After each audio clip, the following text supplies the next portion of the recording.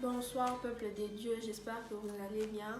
Ce soir, nous allons partager dans les livres d'Apocalypse, chapitre 3, verset 20.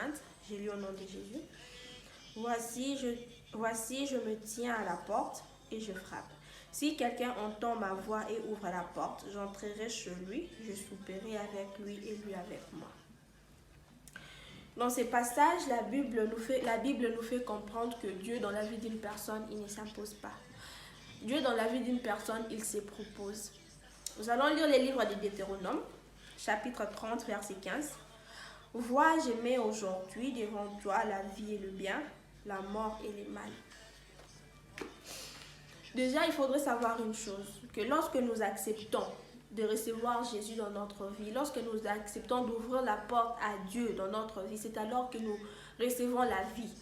C'est alors que nous suivons le bon chemin, le chemin qui mène à la vie. Parce qu'une fois que Dieu entre en nous, une fois que nous faisons une seule personne avec Dieu, une fois que nous vivons en union avec Dieu, c'est alors que nous commençons à vivre. Nous allons lire les livres de Jean 10 qui dit: le voleur ne vient que pour dérober, égorger et détruire. Moi, je suis venu afin que le brebis ait la vie et qu'elle soit dans l'abondance.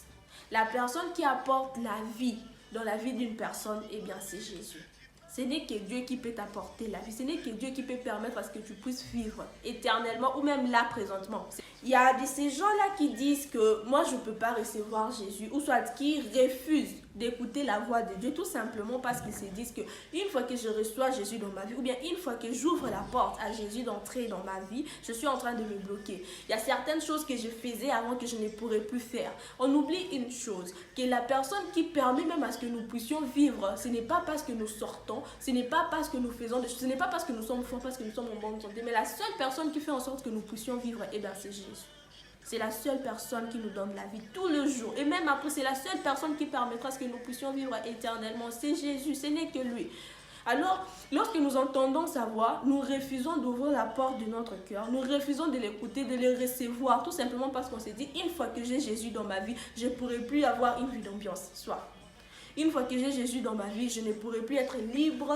Genre, je serai coincée. Je ne vais plus mener une meilleure vie. On oublie que la meilleure vie, c'est en Jésus. On oublie que la vie elle-même, c'est Jésus. Jésus est la vie. Et quand tu refuses de recevoir Jésus dans ta vie, tu refuses de vivre. Tu te livres toi-même à la mort. Parce que la personne qui apporte la vie, la personne qui est la vie, c'est Jésus. Ce n'est que Jésus. Personne d'autre. Rien de ce que tu fais peut te permettre de vivre éternellement. Ou soit rien de ce que tu es en train de faire là présentement te permet d'avoir la vie. Tu ne mérites pas la vie. Une fois que Jésus se propose d'entrer dans ta vie, une fois que tu écoutes la voix de Jésus, ouvre-lui ton cœur. Écoute, laisse-les faire une personne avec toi. Laisse-les marcher en union, en communion avec toi. Parce que la vie, c'est Jésus. Nous oublions une chose, que la chair que nous portons n'est qu'une enveloppe. Ne laisse pas la chair qui est quelque chose de mortel détruire ton âme qui est quelque chose d'immortel.